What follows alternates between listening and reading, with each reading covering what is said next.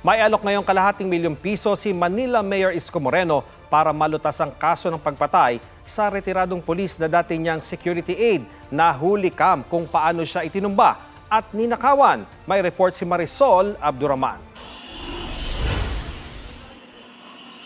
Nakuna ng CCTV sa Barangay 134 Balut sa Tondo, Maynila ang pagpasok ng rider na ito sa kalsada nitong hating gabi ng linggo.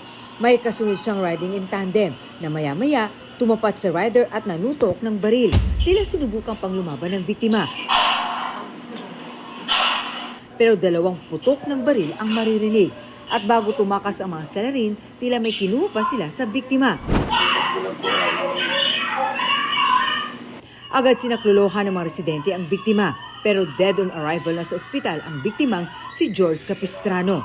Ayon sa barangay, sinabi ng ilang nakasaksi na bago tuluyang tumakas ang mga salarin ay tinangay ng mga ito ang mga alahas na suot ng biktima. Bracelet and kwentas daw po.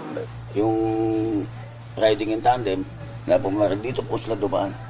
Tapos kumanan po sila dyan sa kanto, papunta po ng Velasquez. Nabaril din ang isang nakaparadang kotse sa gilid ng kalsada. Retiradong pulis si Capistrano at dating close-in security ni Manila Mayor Isko Moreno. Ngayong araw, nag-alok ang alkalde ng ₱250,000 kapalit ng pagsuko ng suspect sa krimen sa loob ng 48 oras.